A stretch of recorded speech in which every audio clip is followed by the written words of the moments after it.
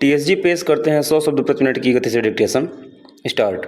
उपाध्यक्ष महोदय, हम यह समझते हैं कि कदम कदम करके बढ़ना अच्छा है और यह भी अनुभव करते हैं कि पूर्ण रूप से आदर्श संधि संभव नहीं है।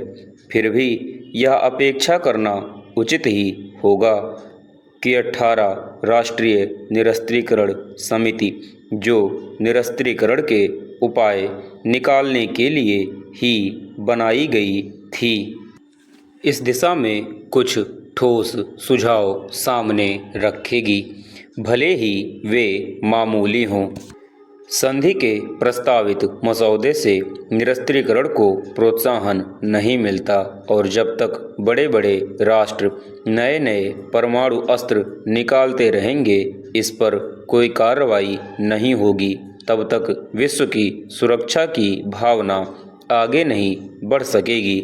चाहे परमाणु अस्त्र वाले राष्ट्र हों या दूसरे राष्ट्र, जब तक कुछ न कुछ आत्मसंयम करने वाले उपाय नहीं किए जाएंगे, तब तक निरस्त्रीकरण की प्रगति के लिए कोई सार्थक आधार नहीं मिल सकता। भारत बार बार यह घोषणा कर चुका है कि वह परमाणु बम नहीं बना रहा है और परमाणु बम ऊर्जा का केवल शांतिपूर्ण उद्देश्य के लिए विकास कर रहा है। सुरक्षा समेत समस्या के सभी पहलुओं का राष्ट्रीय दृष्टि से मूल्यांकन कर के हम इस परिणाम पर पहुँचे हैं। चेंज। एक माननीय सदस्य ने इस बात पर जोर दिया कि शांतिपूर्ण उद्देश्य के लिए परमाणु ऊर्जा के उपयोग की नीति को बदला जाए। मैं माननीय विरोधी सदस्य को यह आश्वासन देना चाहूँगी कि सरकार की नीति, चाहे जो कुछ हो, उसका इस बात से कोई सरोकार नहीं कि कोई विशेष वैज्ञानिक अहिंसा में विश्वास रखता है या नहीं। वह उसका निजी मामला है। उसकी देखरेख में अगर ऐसा कोई कार्यक्रम चलता है तो उसको सरकारी नीति का पालन करना होता है। यह नीति राष्ट्रीय हित और विशेष रूप से राष्ट्रीय सुरक्षा के बारे में अच्छी तरह सोच विचार करके निर्धारित की जाती है।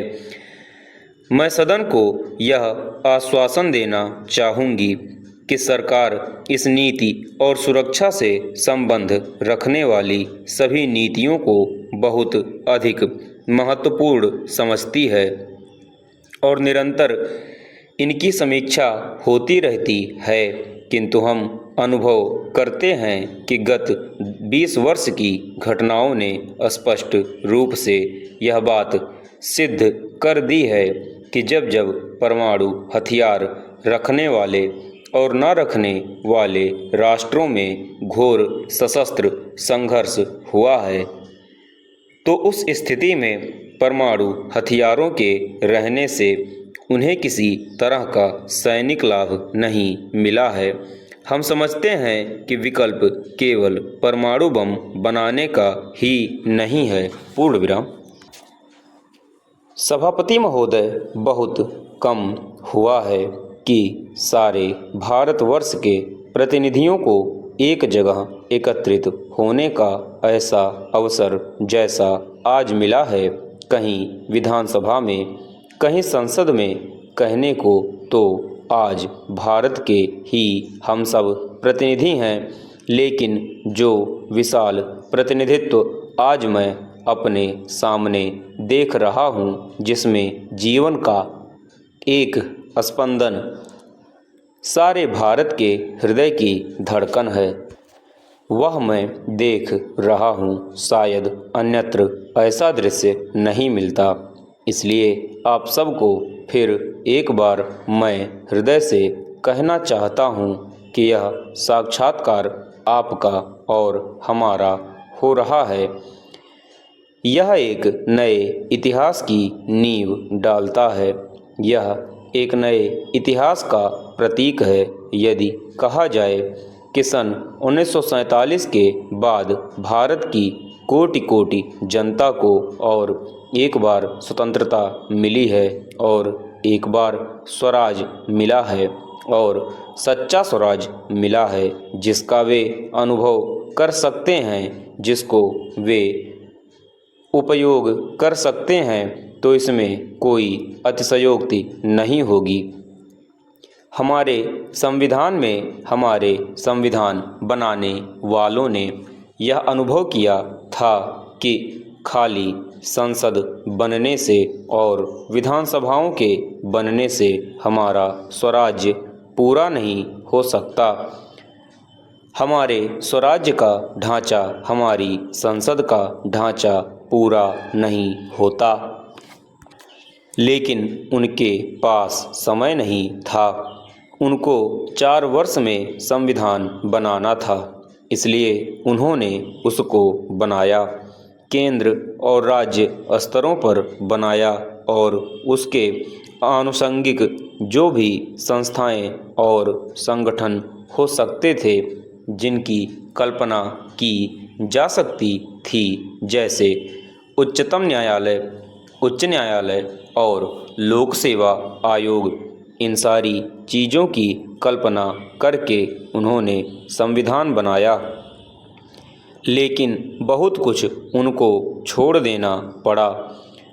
4 वर्ष में वे पूरा नहीं कर सकते थे। इसके कई कारण थे। संविधान सभाओं की चर्चा में कई बातें आ गई थीं। किसी ने कहा कि इसकी क्या आवश्यकता है, किसी ने कहा कि इसकी बड़ी आवश्यकता है। इसलिए उन्होंने कुछ निर्देशक सिद्धांत दिए, कुछ ऐसे सिद्धांत दिए जिसके अनुसार सरकारों को आगे कार्य करना था। उन्होंने कहा कि यह आप कीजिए। उनमें से पंचायती राज एक है। उन सिद्धांतों में यह भी है कि जितना शीघ्र हो सके यहाँ पंचायती राज संस्थाएं स्थापित हों। आज मैं आपको एक छोटा सा उदाहरण देता हूँ। अपने लिए हमने लोकतांत्रिक पद्धति चुनी, अपनाई, लेकिन लोकतांत्रिक पद्धति का क्या आशय होता है? पूर्ण विराम चेंज। उपसभापति जी, यह आपकी परीक्षा भी होगी और आपकी सफलता भी होगी। पैसा वहाँ पहुँचाने की सीमा तक हमारी सफलता है, हमारा काम है। लेकिन जब सही आदमी को सही सहायता मिलती है तो वह सफलता आपकी रहेगी और आप ही के माध्यम से काम होगा। मुझे यह कहते हुए बड़ी खुशी हो रही है। मैं आशान्वित हूँ, जो आज तक नहीं हुआ अब होने को है। हम बहुत सोच रहे हैं कि ये पैसा कहाँ भेजें। हम शासन में हैं और राजनीति में हैं और पार्टी राजनीति है, तो यह रुझान भी हमको देखने को मिला है कि यहाँ भेजा हुआ पैसा किसी और में अपने नाम से वहाँ खर्च किया, अपनी पार्टी के नाम से या अपनी पार्टी के बनाए हुए किसी लेबल के नीचे उस पैसे को खर्च किया। मैं आपको बताना चाहता हूँ कि इसकी कोई आवश्यकता नहीं है। मुझे नहीं मालूम यहाँ जो सरपंच बैठे हुए हैं उनमें से किस पार्टी का कौन है, कितने हैं, मुझे इसकी परवाह भी नहीं है। यह मैं आपसे कहना चाहता हूँ कि हमारा राज 3 स्तरों पर चल रहा है। एक केंद्रीय स्तर, एक राज्य स्तर और तीसरा जिसको आप स्थानीय कहते हैं, जिसके आप प्रतिनिधि हैं। इन तीनों स्तरों पर राजनीति चल रही है। इसमें पार्टी की कोई आवश्यकता नहीं है। पार्टीबाजी की कोई आवश्यकता नहीं है और पार्टी के नाम पर कोई झगड़ा करने की आवश्यकता नहीं है। पूर्ण विराम समाप्त।